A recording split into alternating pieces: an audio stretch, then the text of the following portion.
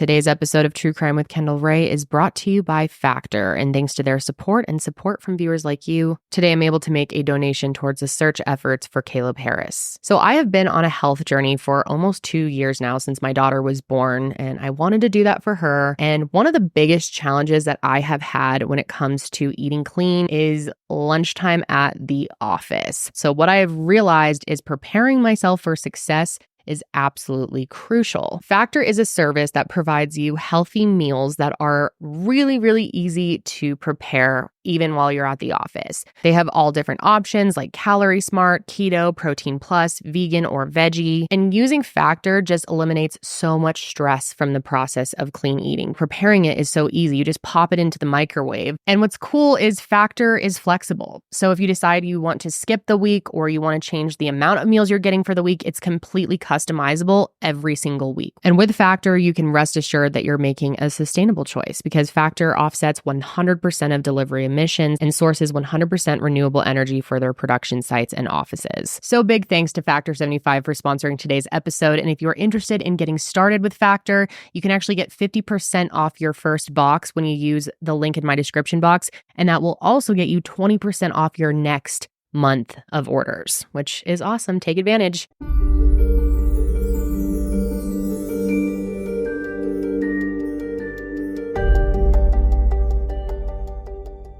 Hello, everyone, and welcome back to True Crime with Kendall Rae. So happy to have you joining me today as we discuss another case. And if you're new, then welcome. So happy to have you as well. And be sure to click subscribe so you never miss an upload from me.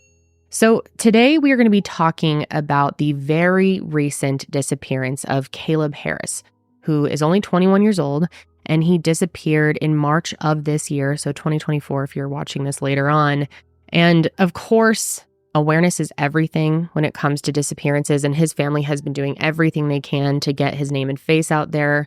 So that's why I wanted to talk about it today. However, sometimes it's really hard to cover recent cases because things are developing so quickly.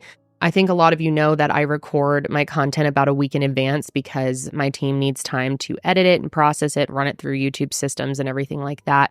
So there is a chance that information will come out after I have already recorded. However, if it comes out with enough time for me to record extra lines and put them in there with new information, I'll definitely do that. If I don't have time for that, I'll be sure to pin a comment so that you guys can keep updated on the case. But with that being said, I do encourage you to go and follow them on social media and maybe set up Google alerts so you can keep up to date with what's going on. I do want to say that this case hasn't gotten a whole lot of coverage from mainstream media. I mean, there has been some media coverage, but not enough, of course, and that's the majority of missing cases. They don't get enough media coverage, and more is always better. However, it has gotten a bit of traction on social media. There's been a lot of discussion, awareness raised for Caleb's case, getting his name and face out there, always great. I mean, there are so many positives to social media. We see it over and over again that some cases really only get attention because of social media. So it's really awesome. At the same time, that of course comes with a lot of speculation and misinformation being spread. And so I just want to let you know there might be things that you have heard about this case on social media that I will not be reporting. I am not going to get speculative. I'm not going to talk about anything that hasn't been confirmed because that is really unhelpful to the, investigation itself and also just adds an extra toll to the family that they do not need. Misinformation can not only be hurtful to the family, but also can have a massively negative impact on the investigation. So it's just really important to point that out. So I ask if you have anything like that out there that you don't know is confirmed, please do not put it in our comment section.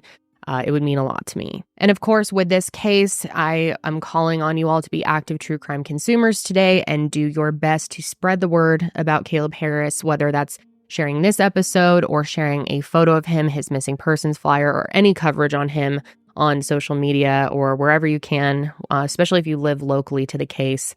that would be super, super helpful. But with all that being said, let's go ahead and jump in by starting to talk about Caleb Harris and who he is. So Caleb Harris was born on September 24th, 2002 in New Braunfels, Texas, and he was raised by his parents, Randy and Becky, and he has one younger sister named Andy. And growing up, Caleb is described as someone who had no problem making friends. He had a lot of friends, in fact, and I think people were just naturally drawn to him. I'm guessing because of his personality. From what I have learned about him, he seemed like a really awesome guy that you would want to be friends with. And he, had a lot of friends in his early life, but that really continued on into his early adulthood as well. Caleb is just that type of guy who goes out of his way for the people in his life, and those who love him and know him best say that he's always been an incredibly respectful person. He was raised in a religious home with super strong morals, rooted heavily in their faith, and that faith has really helped the Harris family a lot during this time. Caleb is also described as having a super even-keeled personality, which I imagine is another reason why he's so likable. It sounds like he's that friend that you could go to if you needed literally anything, and he'll be there for you regardless of what that looks like, with a smile on his face. And if you're watching this episode, you can probably tell from the pictures of Caleb that he is a huge outdoorsman. He especially loves fishing and hunting, and, growing up in Texas really fostered that love. And I think you can just tell by looking at these photos of him how much he loves being outside, that the outdoors are truly his happy place and where he finds a lot of peace. But Caleb has other passions too, including cooking and music. From a young age, he had taken interest in playing the guitar. And by the time he was 21, he could pick up and play most string instruments, which is very impressive. So as you can probably tell, Caleb is a super well-rounded person. He plays several instruments, he can cook, he can hunt, he can fish. And not only that, he also played football and baseball. And his mom said that for him, really above anything else when it came to playing sports, he truly loved the team aspect of things, that he was so social. He loved being able to meet other guys his age that way. And so, of course, when he went to college, it was pretty easy for him to make a lot of friends and a lot of connections. In early 2024, Caleb was a second-year student attending Texas A&M Corpus Christi, where he studied environmental science and had plans of one day becoming a game warden or an environmental lawyer. And going to school in Corpus Christi was perfect for Caleb because it offered him the opportunity to do everything he loved, which most of the time meant hunting and fishing. And just for some context, if you're not familiar with this area, Corpus Christi is a coastal city in South Texas, about 160 miles south of where he grew up. And the campus sits between two bays, Oso Bay and Corpus Christi Bay, making it the perfect place geographically for someone like Caleb who loves to fish. And truthfully, it's really the reason that he picked this school, and it was a great choice for him because by all accounts, things were going really well there. He was really happy with his classes, he had a great group of friends, and of course, he was getting to have plenty of time outdoors, which was just crucial for him. So truly, I have to emphasize, as far as we know, as of March of 2024, Caleb was very happy in school, happy in his life, and everything was going well for him. There was nothing, and I mean nothing, in his life to indicate that anything was going to go wrong. But unfortunately, something did go wrong, because in the very, very early morning hours of March 4th, Caleb vanished and left behind absolutely no indication of what happened and why. So let's start out by talking about the timeline together. And I want to note that this timeline didn't come out until March 28th. But I think it's important to start with this before we start talking about the search efforts or any other details, because it's going to help us kind of try and understand Caleb's last movements before he disappeared and what was happening in his life. And it starts on March 3rd, and that was a Sunday, and Caleb spent part of that day fishing. His mom had actually just visited the Friday before, so he had already been having a really great weekend, and I'm so glad that she was there to spend time with him right before he disappeared. I mean, obviously, I hope that she gets to spend time with him again one day. But after he went fishing on that Sunday, he texted some of his friends and also sent a few pictures of fishing lures to his dad, which he was planning to use the following day when he went out fishing again after class. Now, something you should know is that Caleb's parents had a rule for him that if he was ever going to go out fishing and hunting, he wasn't allowed to do so alone, which Personally, I think it's a great rule. I've heard a lot of, especially in true crime, I've heard too many stories of things happening to people when they are hunting, fishing, even hiking alone. So I always recommend that as well, that for a safety precaution, you always have somebody with you when you're doing those things, which is hard because I understand a lot of people like to have that time alone and really connect with nature, and I totally get it. And for them, it wasn't because they didn't trust him or didn't think he could handle being alone. It's just a safety precaution. But just so we're clear, this is a rule that Caleb always followed. But anyway, that evening, Caleb spent about 71 minutes playing video games online with a friend who actually lives in Colorado, and they played together until about 10:15 p.m. And then after this, one of his roommates brought home their new dog, Ginny, and everyone was super excited. This dog, Ginny, not only is she super cute, but it was a great situation because she was coming from one of their roommates' family friend, as I understand, who no longer could take care of her. So they were all really pumped to have her. Now, some reports say that she just belonged to Caleb, and other reports say that she belonged to his roommate's girlfriend, but I'm not exactly sure who she really belonged to per se, but from my understanding, it seemed like she was going to be a little bit of everyone's responsibility, and everyone was really excited to have her as a group. Although that being said, I don't know if it really matters who she really belonged to at the end of the day. I mean, at least when it comes to this case, it really doesn't add any important info. But what's really important to know is that Sunday was the first night that she was coming home. And they were all just really, really over the moon to have her. They were all taking pictures and getting excited to buy her a life jacket so that she could go fishing with them. So obviously this was something really great for Caleb. And then jumping forward here to 1 a.m., a Ring doorbell camera actually captures Caleb, his roommate, and their other future roommate taking the dog outside. And sadly, this sighting would be the last recorded visual of Caleb. And you can see him wearing a white button-down shirt, teal-colored pants, and a light hat. Look here, Caleb can be seen in the parking lot at his off-campus apartment complex off of Ennis Jocelyn around 1 a.m. He was with one of his roommates, a friend, outside playing with a dog. Caleb's face visible as he looked toward the Ring camera before they make their way back in the other direction on that night in early March. And shortly after returning to the apartment, the friend who was not living there yet went home. And then around 2:20 a.m., his roommate said he was going to bed. But Caleb said he planned on staying up a little bit longer. He was actually going to order food from Uber Eats for the following day, or I guess later that day technically, for lunch while he was fishing. And I guess this was a common thing for him to do, to order food to bring fishing with him.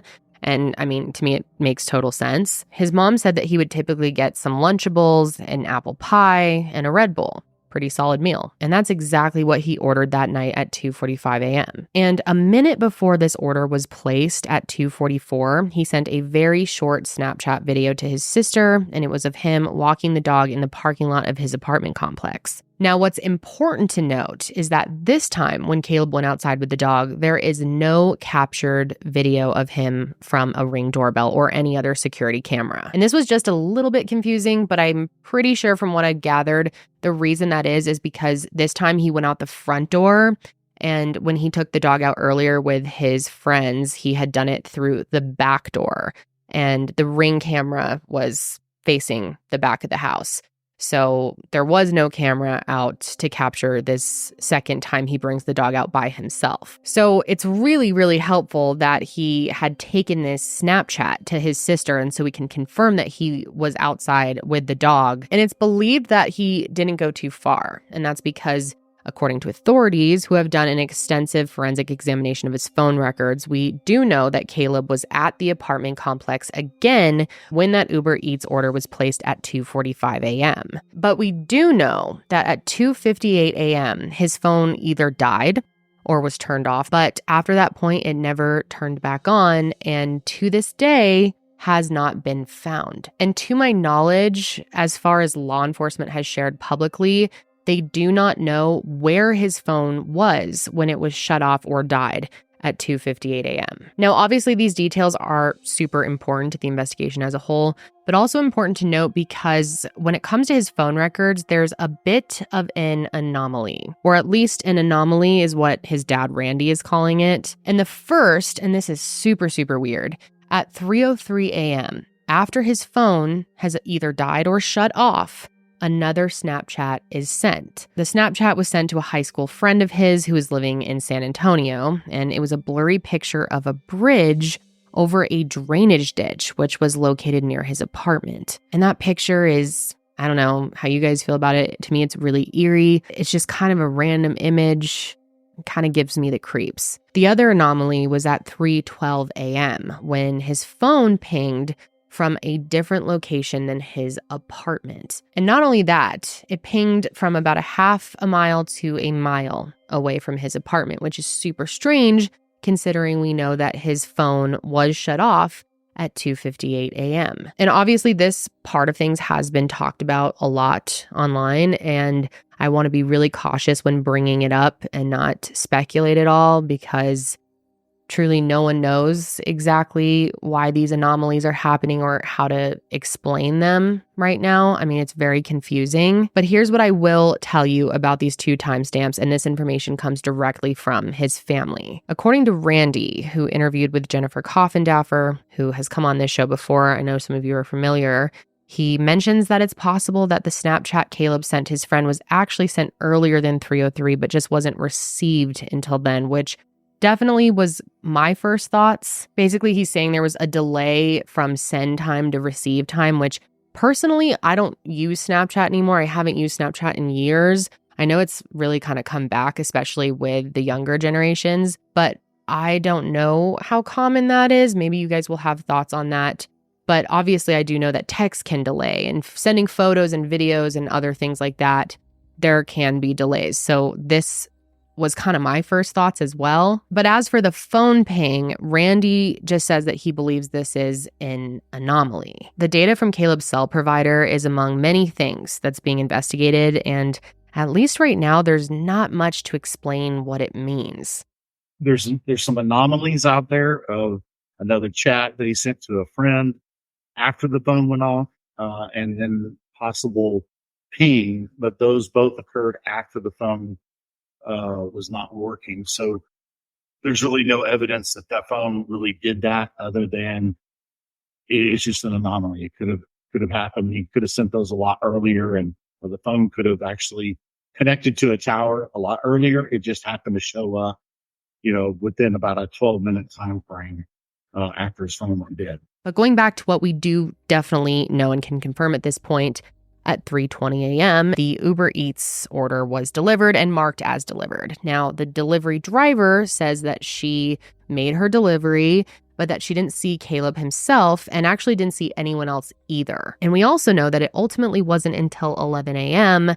that any of Caleb's roommates realized that they didn't know where he was. That's when they noticed that his Uber Eats order was just still sitting by the front door and that his truck, wallet, and keys were all there, but Caleb and his phone were nowhere to be found. Now, within a matter of hours, his roommates called Mr. and Mrs. Harris to let them know that they couldn't locate Caleb and reported him missing to the Corpus Christi Police Department. And after receiving the report, of course, responding officers started by calling local hospitals to check for, any unidentified patients that maybe matched Caleb's description, but there were no hits. So from that point forward, a large-scale search effort kicked off. Tonight, family, friends, and roommates are searching for a Texas A&M Corpus Christi student who is missing.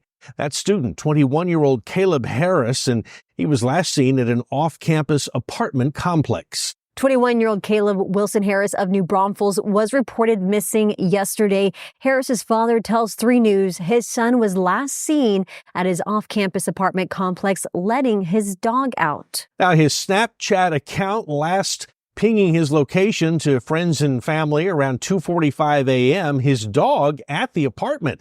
Harris's father tells us that his son's keys and wallet are still at the apartment. Tonight at 6, we'll show you how his family and friends are now aiding in that search. Preliminary searches were conducted at Caleb's apartment complex, the Cottages. as well as the surrounding area.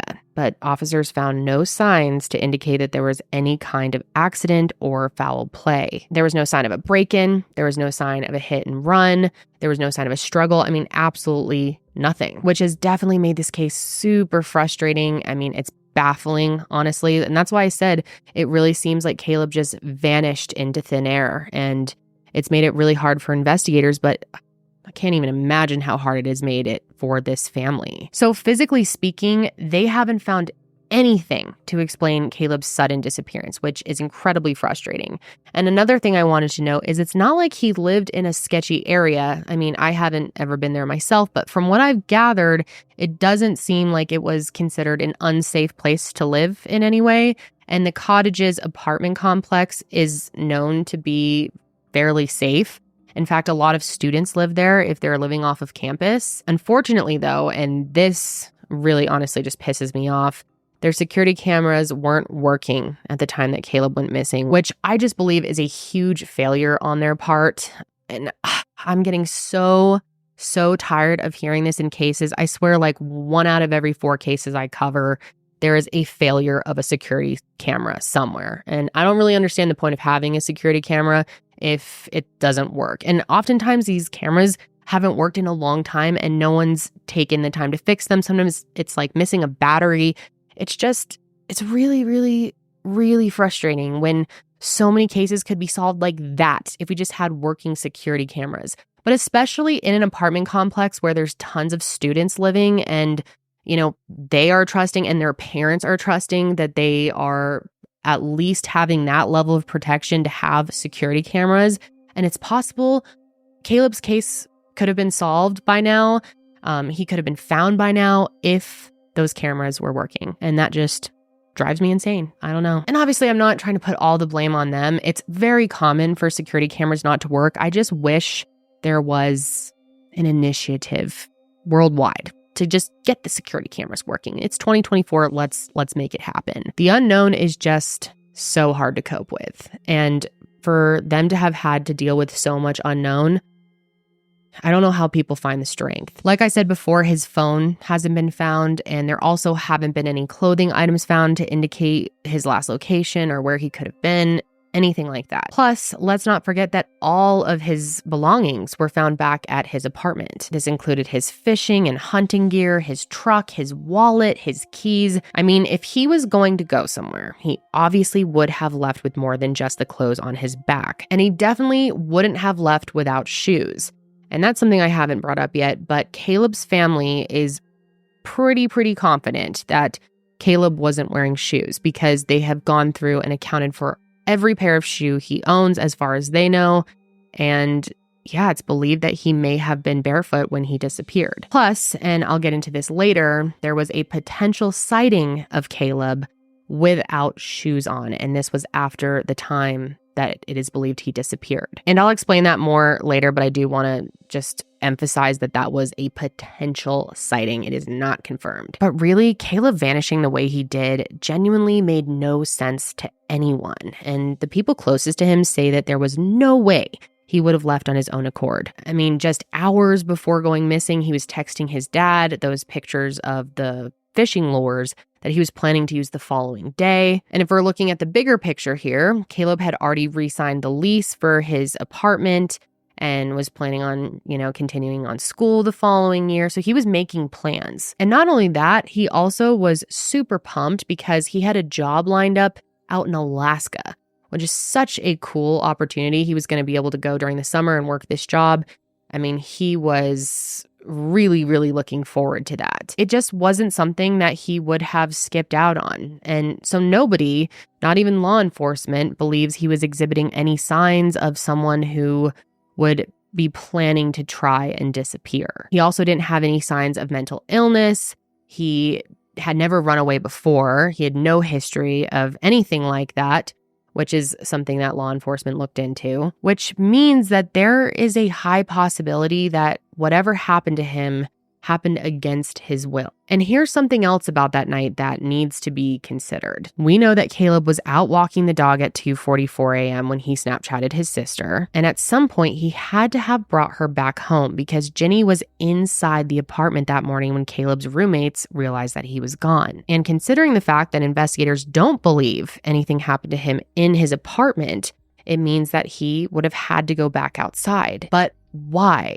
And we also know that his Uber Eats order was delivered at 3:20 a.m. and we know that the driver didn't see him. And I can see where a lot of your minds are probably already going now. And just so you know, the driver has been completely cleared, looked into thoroughly, and absolutely had no involvement in Caleb's disappearance. So when did Caleb go outside and why? And what happened to him when he did? And that is what everyone wants to know, what everyone is trying to figure out. And luckily, search efforts started immediately and they were extensive. Like I mentioned before, of course, his apartment complex was searched, as well as the immediate surrounding area. Then, in the early days of the investigation, the search expanded drastically. The search efforts have been conducted and aided by law enforcement, but friends, families, students, and other third-party search teams have joined in and offered their assistance as well, which has been really cool to see this community really come together for the Harris family and for Caleb. But these teams went on to search the east and south parts of North Padre Island, as well as along Ennis Joslin Road, which is where his apartment complex is located. They fanned out across a span of several miles in the days that followed, and some teams have now expanded their search radius to more than 20 miles away from Caleb's apartment. And because Corpus Christi sits along two bays with several drainage ditches and waterways, dive and recovery teams were brought in as well. A San Antonio search and rescue team with professionally trained members also looked along the shorelines, nature preserves, and in the areas of Oso Bay, Flower Bluff, Padre Bali Island, and the Packery Channel. Then there was the Oso wetlands, which isn't far from Caleb's apartment, and they were also searched on foot and with drones. They even brought in cadaver dogs and bloodhounds, which everyone hoped would provide some answers, but right now it doesn't appear as though anything has been recovered. The U.S. Coast Guard even flew a helicopter over the area, and cadets from the police academy have aided in search efforts right alongside Caleb's loved ones. Using the cadets that we have currently in the academy right now to actually physically get their boots on the ground and canvass the adjacent fields, the drainage ditches, the area like that. We're also utilizing the drones to check the adjacent fields. Found out from his roommates. We live in New Braunfels, so I came straight here. Caleb's a great kid. We're looking. And this just really scratches the surface, but I think it gives you a really good picture of how expansive the search effort has been. Those first 2 weeks were all hands on deck between law enforcement, family, volunteers, and they were really leaving no stone unturned. Today, our focus is actually on out-of-the-way areas that people wouldn't think about, just to make sure. We just have to cover all of our bases. We've done a 3-mile radius of his apartment, so we're fanning out from there. You've really been relying on the public in this effort. Talk about the resources involved. Yes, I mean, we are a search and rescue group. We are out of San Antonio, so we put the plea out there to have the local Corpus Christi people come and help us with this search, and they've been great. And they've been giving you tips as far as, well, maybe look in this area or maybe look in that area. Yes, absolutely. That's where we're getting a lot of our information from at this point, is from the locals in the area. Between helicopters and dive crews, they were literally searching high and low for Caleb for any clues that might lead back to what happened to him. And of course, his parents have been very, very grateful for everyone who has helped and all the work that has been done. Are you happy with law enforcement efforts thus far? I mean, do you feel like they're doing their due diligence and keeping you in the loop as a family? Yes, I think they're doing the best that they can so far. And we are grateful for all of the time that they have put into the efforts of finding him. They've come out in a massive way to help, especially in the searches with cadets, with Coast Guard, Texas Parks and Wildlife, all of their search teams. They're using every resource they can, and yes, they are doing a phenomenal. Absolutely, very, very pleased with, and doing great. However, as grateful as they are for the way the community and law enforcement came together to help, And believe me, they are very grateful. They also feel that public attention on Caleb's case just pales in comparison to how other cases have been picked up by national headlines right away. And of course, we see this all the time. I mean, people go missing in this country and around the world, of course, every day. And oftentimes we never hear about those people. It's really strange how certain cases will get a bunch of coverage and some will get almost none. So really, the people closest to Caleb and his family have had to do all of the outreach when it comes to making people aware of Caleb's disappearance, getting the word out.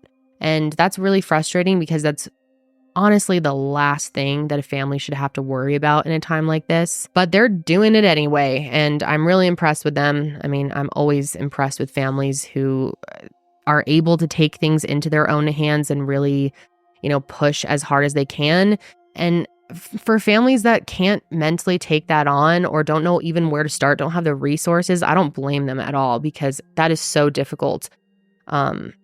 Like I said, it's really the last thing that you should have to think about. And I think it is the last thing some people think about because they're so focused on just finding their loved one. But I do want to say Caleb's family has done an amazing job, a really remarkable job at doing everything they can to get the word out there. From the moment that he found out his son was missing, Randy drove right down to Corpus Christi and stayed there for weeks, coordinating search efforts and cooperating with law enforcement. He's also gone on to do a bunch of interviews and has stayed so incredibly strong. So I really, really applaud him for everything that he has done. In fact, he's actually the reason that I heard about Caleb's case.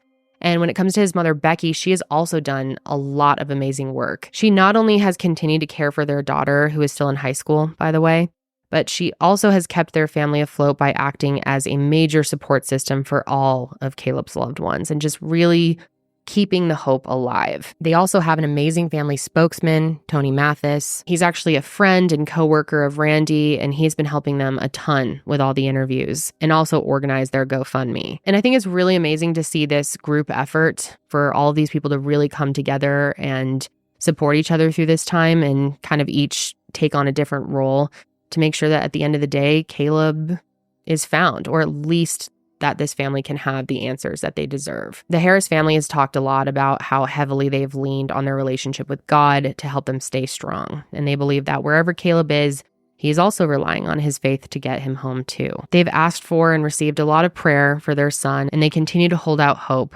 that God will guide them through this and guide them back to Caleb. I know I've said this before, but I'm not religious myself.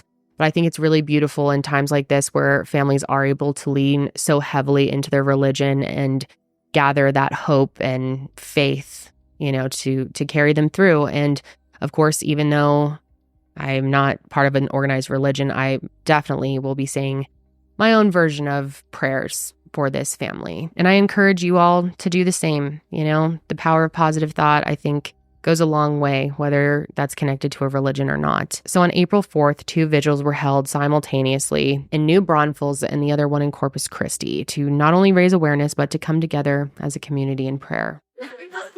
Family, friends, and strangers filled New Braunfels Land Park to offer a single prayer. Bring 21-year-old Caleb Harris home. We're holding up really well. We've had so much prayer and support that's really what is moving us forward. So we're hopeful to see him still. A Texas A&M Corpus Christi student was last seen March 4th at his off-campus apartment. Caleb's mother, Becky Harris, says waiting for answers over the past month has not been easy. I have thought about it a lot. I have no idea what happened. I feel strongly that he was taken. The Harris family says the reason for the 2 vigils, one here in New Braunfels and the other in Corpus, is to increase their power of prayer. The vigils started at the same time. They started praying at the same time, and they believe through their faith that Caleb will make it back home. Now, when it comes to the investigation, obviously law enforcement definitely stepped up in those early days. Not only were they physically searching, but they also spent a lot of time talking to Caleb's friends and his roommates who were spending the most time with him leading up to his disappearance. And I just wanted to be crystal clear on this because I'm sure people are wondering and will ask. Caleb's friends and all of his roommates have been cleared of any involvement in his disappearance. And I already said it, but so was the Uber Eats driver and everyone else in his family as well. And it really has been a thorough investigation into all of these people, and they went through a lot to be cleared. Randy himself has spoken out and said that Caleb surrounded himself with a great group of friends, and really at no point in time did their family suspect that anyone in his life could be involved in his disappearance. I mean, it really never crossed their mind. Of course, like I said, they were still looked into because police had to do their due diligence, but there was nothing to suggest that any of them were involved whatsoever. Now, here's a short clip of an interview that Randy and Tony did with a channel called Justin on TikTok that explains how they feel about this. We never really even question them at all because we know them. But yes, they've been through a lot to get to the point where the authorities are 100% satisfied that they don't have anything to do with it. We spoke to one of the roommates today outside the apartment, and I can tell you the kid was broken. Obviously, these kids have been through a lot in the last few months, and I just once again want to ask that you don't say anything hurtful about them in the comments or speculate about their involvement. I mean, they have been cleared. And unfortunately, that has not been the case when it comes to social media. There have been a lot of hurtful things said and a lot of speculation, which reminds me a lot of many different cases, but especially what comes to mind is the murders of the Idaho 4 and how many other young people were blamed and ridiculed and people who had nothing to do with it. So I just think it's really irresponsible when people just start assuming things without knowing shit. So yeah, it's really frustrating, and I just hope that we can not have any of that in the comment section. Of course, it's the internet. I know people are going to say what they're going to say, but if I see it, I will ban you. I mean, I'm not going to tolerate anything like that. I mean, these people have been 100% confirmed to have no involvement. And that's all I'm going to say on that. And I want to point out that there has been a lot of good social media efforts in this case. And it's something that the Harris family has said they're extremely grateful for. The fact that anyone has taken time to share his story has meant so much to them. So like I keep saying, and I hope I don't sound like a broken record here, but sharing this case on social media would be super, super appreciated by this family. And obviously, if you're in the Corpus Christi area or even Texas, that's especially important. But even if you're outside of that area, we have no idea where Caleb is. I mean, he could be anywhere. So no matter where you live, it is definitely helpful to share. Searches in San Antonio have occurred, and they'd like to go beyond that. So the more we can spread the word, the better. Another way that you can help is by making a donation to their family's GoFundMe. A GoFundMe was created in the early days, and within just one day of it being up, they raised thousands and thousands of dollars. And their family says that this money will continue to go towards the search and rescue efforts as well as their reward. And back in March, the Harris family posted a $25,000 reward for information leading to the safe return of Caleb, and it initially set a deadline for March 31st. That being said, when March 31st rolled around, they decided to remove the deadline, and they actually doubled the reward at that point, so it currently sits at $50,000. And I will, of course, be making this week's donation towards their GoFundMe as well to help fund the search efforts that are currently going on. There is also a second GoFundMe that was created by friends and loved ones, and these funds will go towards helping the Harris family with any expenses that they may come across during this time. And I'm sure it goes without saying, but the cost of travel, the cost of accommodating these third-party search teams, and the general cost of eating and lodging isn't cheap. So anything would be very appreciated. And if you're able to donate, I have both of the verified GoFundMes linked below. And if you aren't able to make a donation, I totally understand. But one thing that you can do that is free, like I've been saying all along, is share Caleb's name and photo, share his missing person flyer, share this episode, share any coverage on the case on your social media. And that will make a huge difference, especially when enough people do it. It can really, really boost an investigation. You never know who out there could see it and be that person that cracks this case wide open. And another thing you can do is actually physically go out and help search. Obviously, most of you won't be able to do that, but if you are in the area and you want to get involved, I know that they are looking for volunteers. Searches are still going on with the help of third-party search crews. Nina Glass, the founder of Search and Rescue San Antonio, Texas, has been coordinating efforts, and believe me, there's no such thing as too much help. So if you want any information on how you can get involved, the Facebook page is a great resource for information. I'll have that linked below, but if you're listening, the page is called Missing: Talk of Caleb Harris. and it was actually started by a family friend in those early days after he went missing. The woman who set it up is helping monitor the group, and as you can imagine, it's a lot to field through. I mean, a lot of tips are coming in, questions, and support for the family, which is always great. But I will definitely link that below if you guys would like to check it out and stay updated on the case. Now, another thing that has happened early on in the case is that the Harris family got assistance from San Antonio private investigator Charlie Parker, and he has been advising them on several matters. And one thing that he has done is look through all of Caleb's social media to see if there were any clues there. And as far as I know, that hasn't been the case, or at least not that has been reported, which is really, really frustrating. I mean, that's why I keep saying this case is so baffling, and it truly feels like he just vanished. I mean, there's been really nothing to work with. He also tracked Caleb's license plate through license plate readers across the city, but nothing indicated that he had some sort of, like other life that he was living in the weeks leading up to what happened. So both of these things are further proof that he didn't just disappear by choice. And I've talked a lot about their physical search efforts, but after about 2 weeks of searching, law enforcement actually withdrew a lot of their physical efforts, and their investigation went almost entirely digital. That being said, CCPD Chief Michael Markle has said that even though their investigation is not as visible as it once was, that doesn't mean that they aren't still working hard to try and find Caleb. There's a whole lot going on that we're doing. We have not slowed down one iota. We're working with state, federal, all of our local partners, Texas Rangers. We have daily briefings. It's something that we've taken serious, and we're going to keep moving in that direction. The technical side of this investigation is in full swing, with members of the investigative team meeting 2 times a week to discuss new leads and plot the course of the investigation. And this team includes the Corpus Christi Criminal Investigation Division, the Organized Crime Unit, the FBI, the Texas Rangers, the U.S. Marshal Service, as well as 3 forensic computer examiners and 1 civilian crime analyst. So clearly they have the dream team here, and they're doing everything that they can. They have acquired all of Caleb's electronics, including his iPad, his laptop, his Apple Watch, his router, Xbox. And if anything has been found from the digital searches of those things, the public has not been made aware of it at this point, which is something that has been really difficult for the Harris family, of course. They do, of course, understand that law enforcement can't share everything that they have found if they have found other things.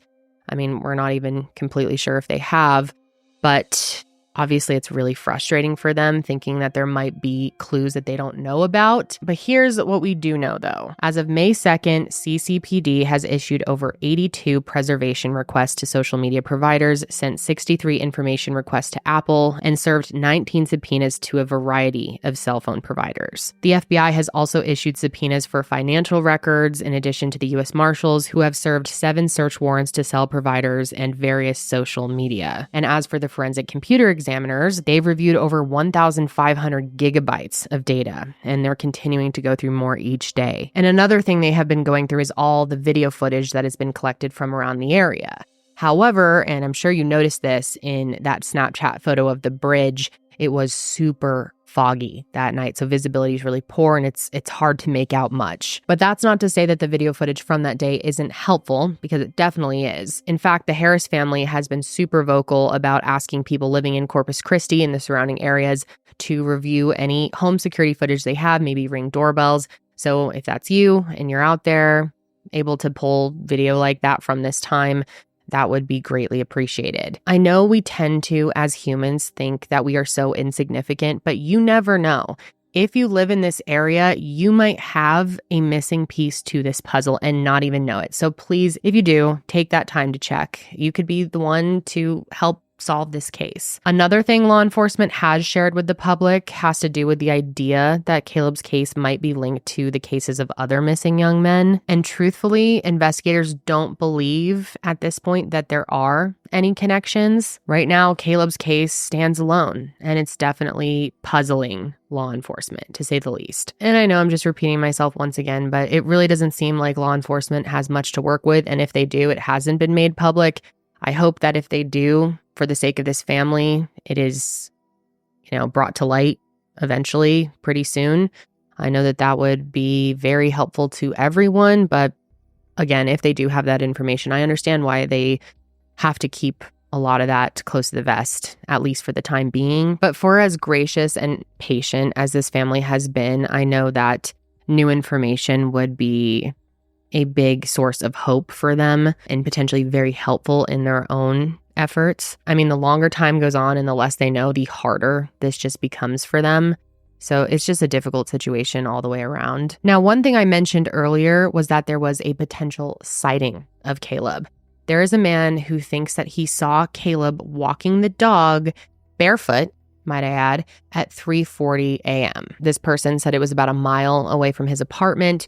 However, at this point, nothing more has been announced about this sighting. I don't know if it's credible. I mean, I don't know if anything came out of it, but I figured it was worth sharing that it was a possible sighting, not confirmed. Now we're learning of a possible sighting after Caleb's phone went dark at 3:12. The witness, very credible person and definitely believes what he saw. Randall says a man believes he saw Caleb barefoot walking the dog near a bridge about a mile from his apartment at about 3:40. Extremely foggy that night. Randall says he met with the homeless community in that area and tips continue to pour in. What they're missing is a clue that gives them direction. We really don't have a true north yet. And so, it's still a vanishing. We feel strongly that he was probably taken or kidnapped or maybe even lured into something. Leaning on faith and family, Randall prays he will see Caleb soon. $50,000 reward. That's a lot of money. And hopefully if somebody truly sees him or knows where he's at, we'll take advantage of that. But really, however big or small the tip is, the Harris family and investigators are really relying on people sending incredible tips to help keep this case moving along. The family has set up a tip line where you can call if you have any information on Caleb's disappearance, and that number is 361-826-2950. You can also call Crime Stoppers at 888-TIPS or the Corpus Christi Police Department at 361-886-2840 or 361-886-2600. Also, if you do have a tip that you believe is credible and time sensitive, you can always just call 911. Even if you're not local, your own local authorities will be able to fast track that information to the people who need it. And if it's a matter of helping Caleb, it's worth it. As a reminder, Caleb is approximately 5'11", 180 pounds, has brown hair and brown eyes. And I also want to note that pretty recently, as of May 29th, law enforcement officially announced that they do suspect foul play in his disappearance.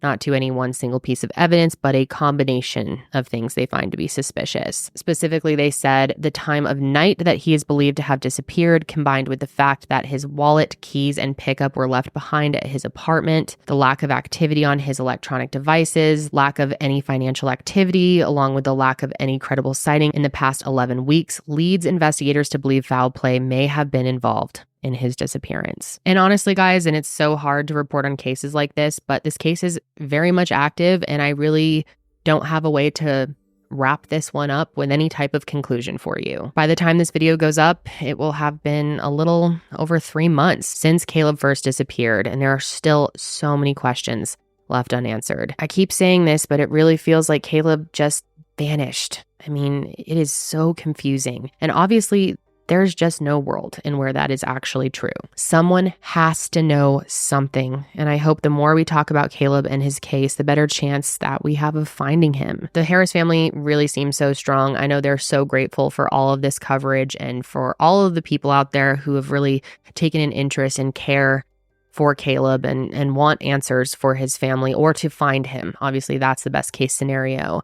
But we owe it to them to make sure that his story does not die down. The local community has really been doing a lot. Like I said, most of the coverage is there, but I hope that maybe we can be part of helping them bring this to a more national level. And before I close out today, I just wanted to send my best to this family, to all of Caleb's friends and loved ones. I mean, I know that he had so many because he really seemed like such a salt of the earth, kind person. And whatever happened to him, he certainly didn't deserve. And I just wanted you all to know that I'm thinking of you, and I hope that this coverage has been helpful. But that is all I have for you guys this week. I will be back next week, of course, to discuss another case. But until then, stay safe out there.